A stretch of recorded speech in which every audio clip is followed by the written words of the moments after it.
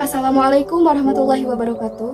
Halo teman-teman, perkenalkan nama saya Restiawati. Di sini saya akan menjelaskan konsep dasar bahasa Indonesia. Oke, langsung saja ke yang pertama, yaitu pengertian dan definisi bahasa. Pengertian atau definisi bahasa ditinjau dari dua aspek, yaitu pengertian secara teknis dan pengertian secara praktis. Secara teknis, bahasa adalah seperangkat ujaran yang bermakna yang dihasilkan oleh alat ucap manusia. Sedangkan secara praktis, bahasa merupakan alat komunikasi antara anggota masyarakat berupa sistem lambang bunyi yang bermakna yang dihasilkan oleh alat ucap manusia.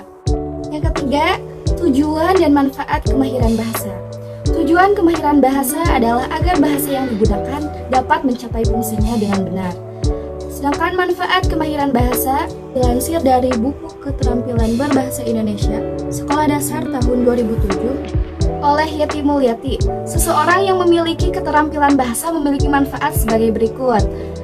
Dapat menyampaikan atau mampu mengungkapkan pikiran dengan baik dan jelas, dapat mengekspresikan perasaan, mampu menyatakan kehendak, bisa melaporkan fakta-fakta yang diamati dengan baik dan jelas serta mudah dipahami, dan memperoleh pengetahuan yang sangat luas dari berbagai sumber.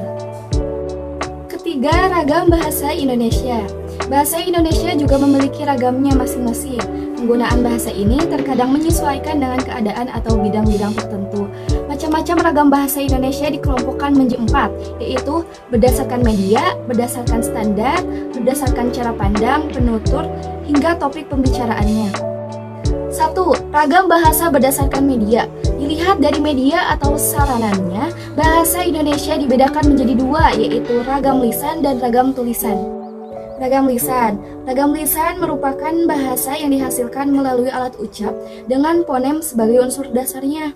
Ciri-ciri dari ragam lisan adalah memerlukan orang kedua atau teman bicara, tergantung situasi ruang dan waktu, tidak harus memperhatikan unsur gramatikal, namun memerlukan intonasi serta bahasa tubuh, berlangsung cepat, sering dapat berlangsung tanpa alat bantu, dan kesalahan dapat langsung dikoreksi. Ragam tulis. Ragam bahasa tulisan adalah bahasa yang dihasilkan dengan menggunakan rangkaian huruf sebagai unsurnya. Ciri-ciri dari ragam bahasa tulisan yaitu tidak memerlukan orang kedua atau teman bicara, tidak tergantung kondisi, ruang, serta waktu, harus memperhatikan unsur-unsur gramatikal, berlangsung lambat, selalu memakai alat bantu, kesalahan tidak dapat langsung dikoreksi, hanya terbantu dengan tanda baca.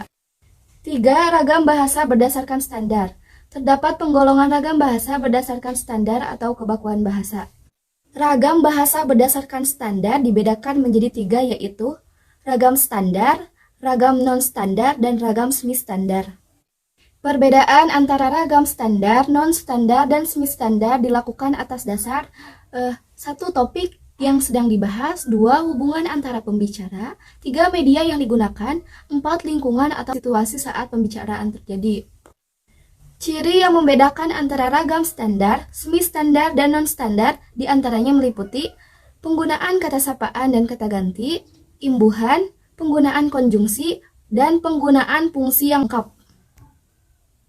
3. Ragam bahasa Indonesia berdasarkan cara pandang penutur.